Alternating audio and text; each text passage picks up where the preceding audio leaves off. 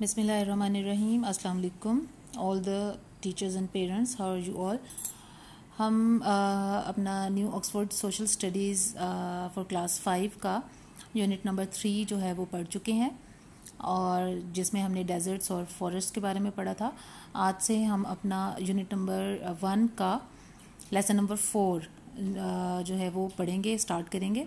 और इस लेसन का टॉपिक है इस लेसन का टाइटल है the polar regions and exploration. Polar regions हमारी दुनिया के कौन से हैं, हमारी वर्ल्ड के, और एक्सप्लोरेशन का मतलब होता है किसी चीज़ को फाइंड करना, यानी किसी चीज़ का खोज लगाना। तो ये चीज़ें इनके बारे में हम पढ़ेंगे। So you have to open your page number 25 of your book New Oxford Social Studies for Pakistan. The name of the book is this, and you have to open page number 25, and today we are going to start the lesson number 4, the polar regions and exploration. As you can see on your books, the polar regions are the areas of the earth. Polar regions क्या होते हैं? Polar regions होते हैं हमारी दुनिया के, जैसे this is the map, this is the globe of our earth. ये हमारी ज़मीन का जो है वो ग्लोब है, ठीक है। अब ये वाले जो पोल्स हैं, पोल्स किसे कहते हैं? किसी चीज़ के एंड्स को, ठीक है। इस तरह ये हमारी ये वर्ल्ड के जो दो एंड्स हैं उनको हम पोल्स कहते हैं, ओके। और इन रीजन्स को हम कहते हैं पोलर रीजन्स। तो ये वाले जो पोलर रीजन्स हैं ये कौन कौन से हैं? ये एक तो ये नॉर्थ पोल है, यानी कि जो हमारी ग्लोब पर, हमारी वर्ल्ड ग्लोब पर जो ऊपर वाली साइड पर है, ये ऊपर जो होता है इसको हम नॉर्थ कहते हैं, ठीक है। दिस इज नॉर्थ साइड और north pole, and this one the down side it is south pole, और साउथ पोल इसको हम कहते हैं, ठीक है। ये नॉर्थ पोल वाले को हम कहेंगे आर्कटिक,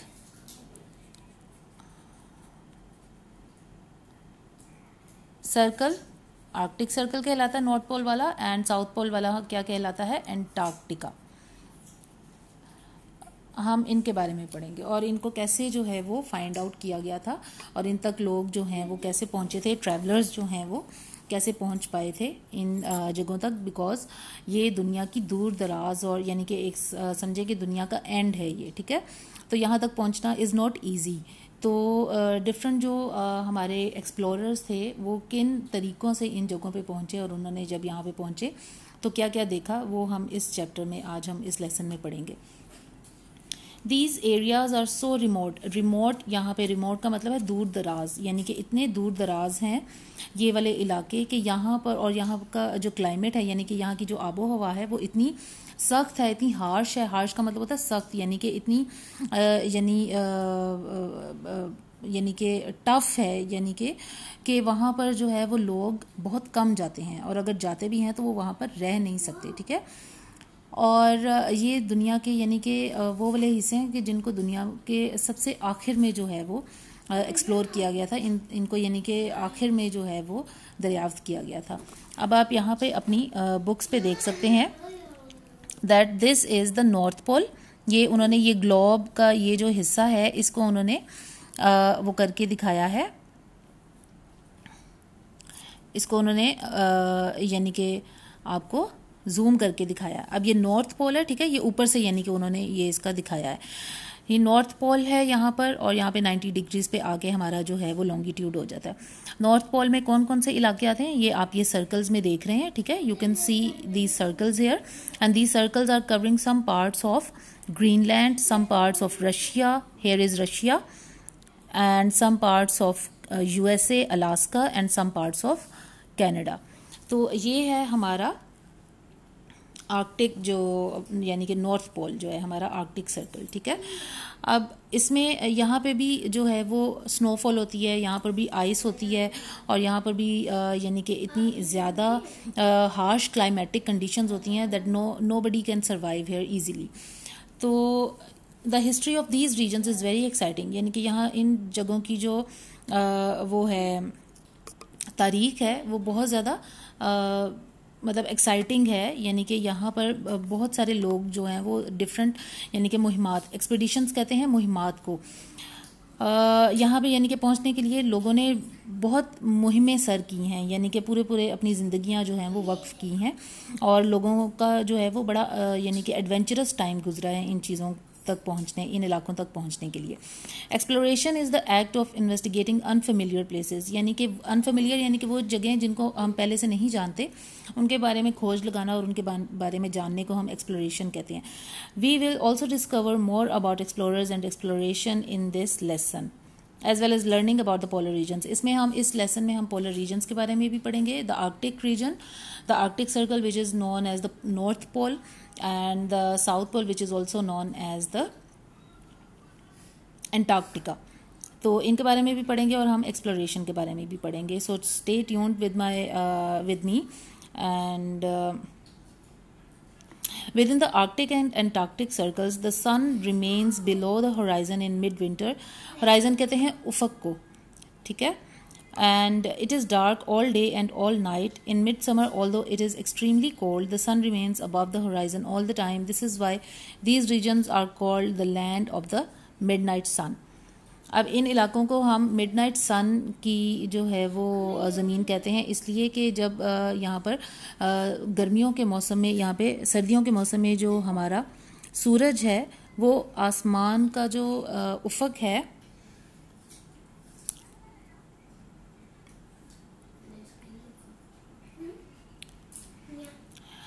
ये जो हमारा आसमान का उफक है उससे वो नीचे रहता है। The sun remains below and it is dark all day and all night, यानी कि यहाँ पे दिन और रात का जो है वो डिफरेंस नहीं पता चलता और दिन और रात दोनों में जो सा है वो अंधेरा रहता है। और इसका उल्ट होता है, इसका ऑपोजिट होता है जब आप जो है वो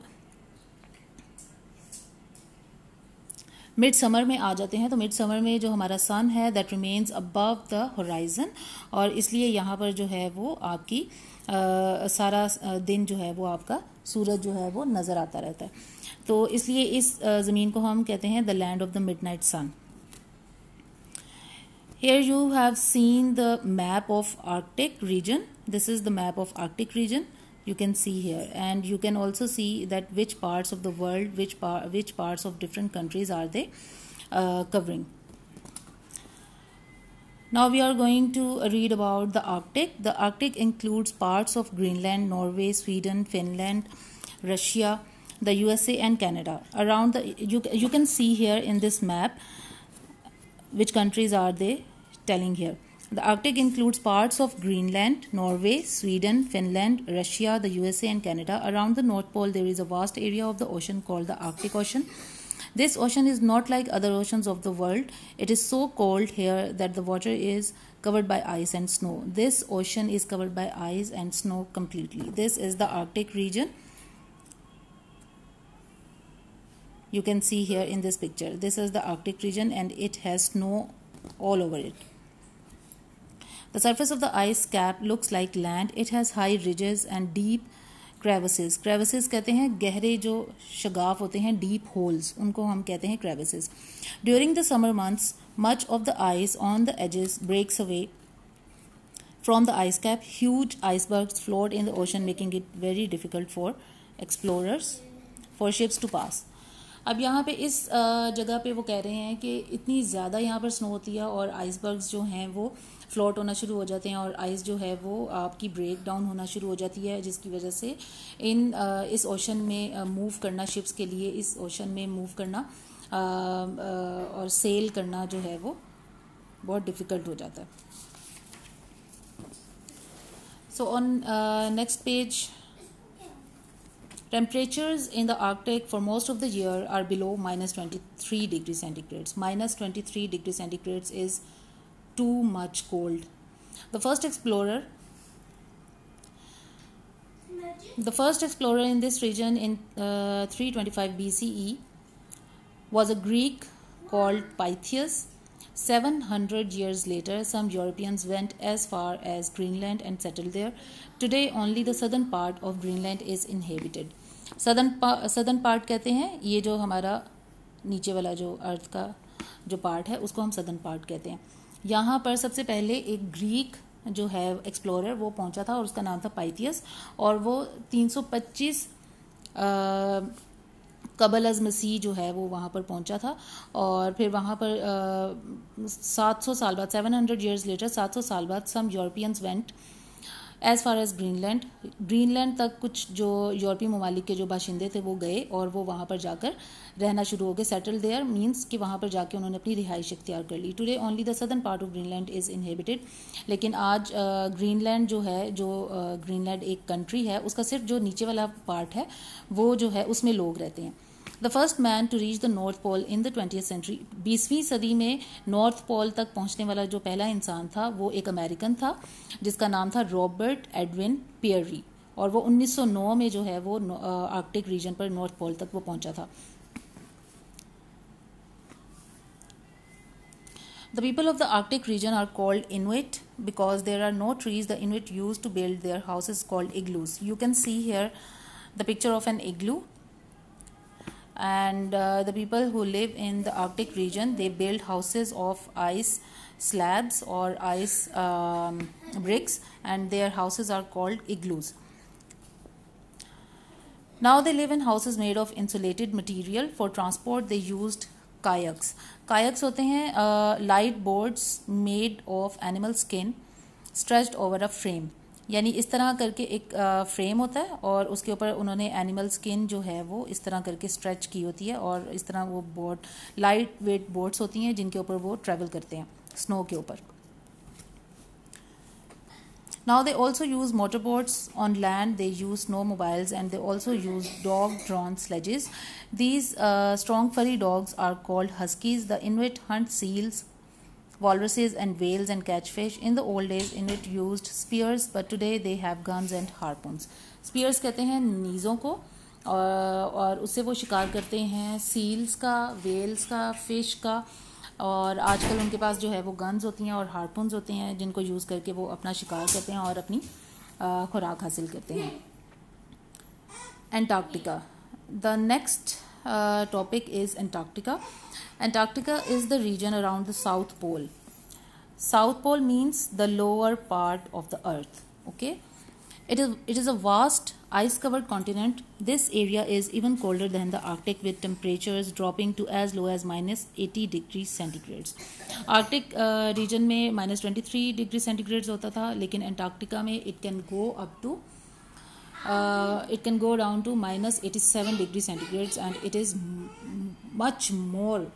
way more colder than the Arctic region.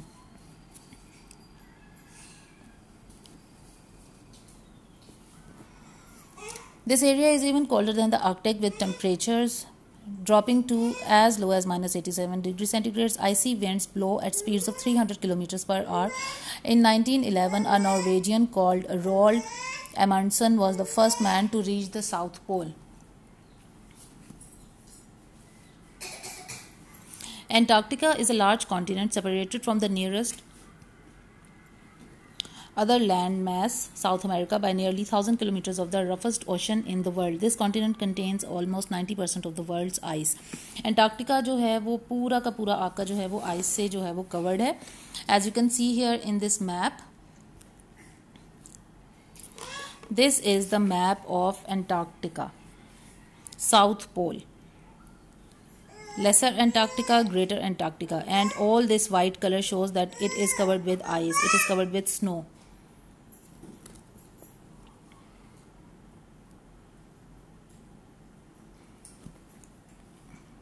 ये ग्रीन कलर जो है वो आपको आइस शेल्फ शो कर रहा है, यानी कि ये ग्रीन कलर की जितनी भी यहाँ पे उन्होंने हाईलाइट किया हुआ है ये सब आपको आइस एरियाज शो कर रहे हैं, ठीक है. और ये जो येलो कलर है ये माउंटेनियस एरियाज को शो कर रहा है, यानी कि ये जो येलो जितना भी है पार्ट यहाँ पर माउंटेन्स हैं.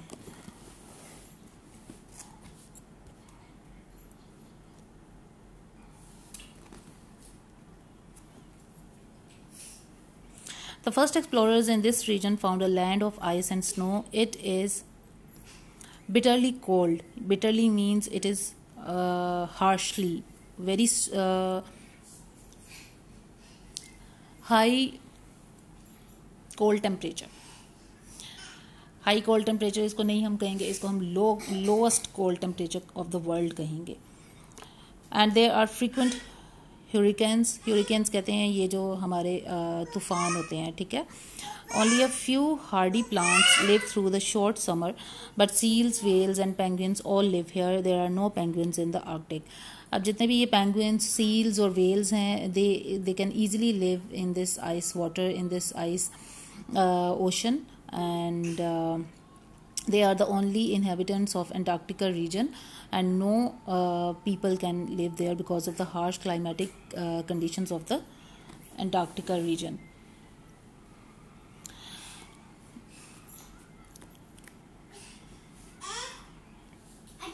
In the central part of Antarctica, there are mountains which are 2,000 to 3,000 meters high. The mountains, snow, freezing temperatures, deep crevices, shifting sheets of ice, and the possibility of blizzards make this part of the world the most difficult for anyone to explore. People traveling to this region often suffer from frostbite. Frostbite is caused when extreme cold affects the face, fingers, and toes. यहाँ पर इतना ज़्यादा सर्द मौसम है कि यहाँ पर इंसान जो है वो सर्वाइव नहीं कर सकता, और एक्सप्लोरर्स अगर यहाँ पर जाते हैं इस जगह को एक्सप्लोर करने के लिए तो बहुत सौ को जो है वो फ्रॉस्ट बाइट हो जाता है। फ्रॉस्ट बाइट का मतलब होता है कि हद से ज़्यादा जो ठंड है उसकी वजह से उनके मतलब बॉडी जो पार्ट्स हैं, जैसे फिंगर्स, फेस, जहाँ जहाँ पे ठंडी हवा लगती है, बर्फ़ानी हवाएं लगती हैं, वहाँ से उनकी स्किन जो है वो डेड होना शुरू हो जाती है। मीन्स वहाँ पे उनकी स्किन जो है वो फ्रीज़ होना शुरू हो जाती है और वहाँ से डेड होके तो वो यानी कि गिरना शुरू हो जाती है। तो ये एक बहुत ख़तरनाक कंडीशन होती है जिससे आप अपने ऑर्गन्स लूज़ कर सकते हैं, आपके हाथ पाँव आप जो है वो लूज़ कर सकते हैं। तो इस वजह से इन ख़तरों की वजह से जो है वो एक्सप्लोरर्स यहाँ पर मोस्टली नहीं जाते। Today, Antarctica is still uninhabited. Various countries have set up research stations there, where scientists record the climatic conditions and try to find out more about this mysterious continent. There may be oil or valuable minerals here,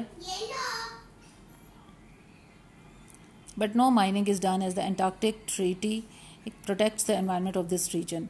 यहाँ पे बहुत सारे लोगों ने, बहुत सारी countries ने जो है वो अपने रिसर्च स्टेशंस कायम किए हुए हैं। ये देखें, ये अंटार्कटिका में ये एक रिसर्च स्टेशन जो है वो कायम किया गया है।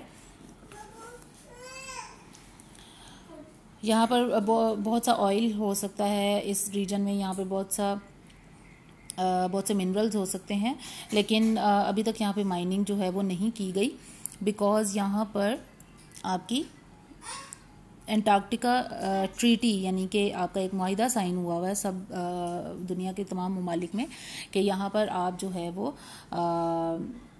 किसी की यानी कि म्यूचुअल अंडरस्टैंडिंग के बगैर आप यहाँ पर खुद से खुदाई या माइनिंग जो है वो नहीं कर सकते। इस वजह से यहाँ पर जो है वो अभी तक किसी किस्म का खुदाई का काम नहीं हुआ। सो teachers and parents, I hope आपको ये जो है समझ आ गया होगा। यहाँ पर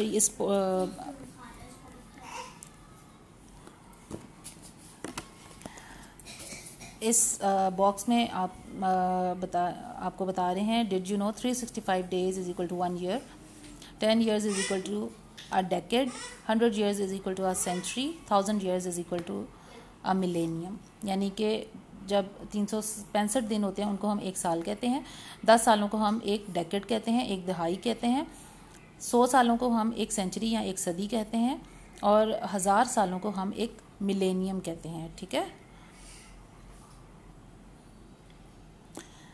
सो पेरेंट्स एंड टीचर्स, ये हाफ चैप्टर हमने आज कर लिया है, ठीक है, जिसमें हमने अपने 2 जो पोल्स हैं वर्ल्ड के, उनके बारे में हमने आज पढ़ा है, the Arctic pole and the Antarctica pole, और north pole and south pole, जिसको नॉर्थ पोल को हम आर्कटिक पोल कहते हैं और साउथ पोल को हम अंटार्कटिका कहते हैं।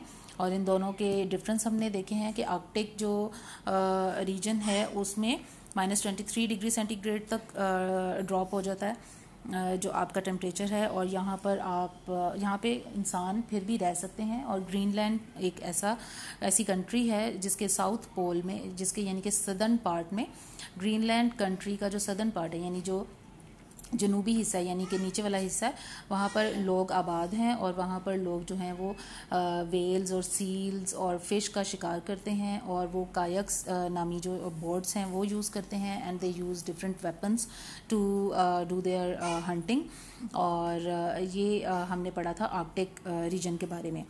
और जबकि एंटार्क्टिका के बारे में हमने पढ़ा था that it is the coldest part of the world and the temperature drops to -87 degree centigrade. और इसका एंटार्क्टिका का क्लाइमेट इतना हार्श और इतना कोल्ड है कि यहाँ पे एक्सप्लोरर्स के लिए जाना जो है वो आसान नहीं है, और अगर वो जाते हैं तो उनको फ्रॉस्ट बाइट हो जाता है, या वहाँ पर जो ये एंटार्क्टिका जो ओशन है वहाँ पे उस ओशन में आइस स्लैब्स जो हैं वो बर्फ़ टूट के जो गिरती है और वो तैरना शुरू हो जाती है जब ओशन में, तो इस वजह से समंदर पे सफ़र करना जो है जहाज़ों के लिए वो बहुत मुश्किल हो जाता है। इसलिए एंटार्क्टिका में जो है वो किसी किस्म की इंसानी आबादी नहीं है वहाँ पर अभी तक मौजूद, और वहाँ पर हमें पेंगुइन्स और वेल्स और जो इस तरह के जानवर हैं वो वहाँ पर मिलते हैं। तो ये हमने पढ़ा है आज अपने दोनों पोल्स के बारे में। इसके नेक्स्ट पार्ट में we will study about the different explorers of the world, जिन्होंने मुख्तलिफ वक्तों में जो है दुनिया की ट्रैवलिंग की और वहाँ से मुख्तलिफ ममालिक को जो है वो एक्सप्लोर किया। टिल देन टेक केयर, अल्लाह हाफिज़।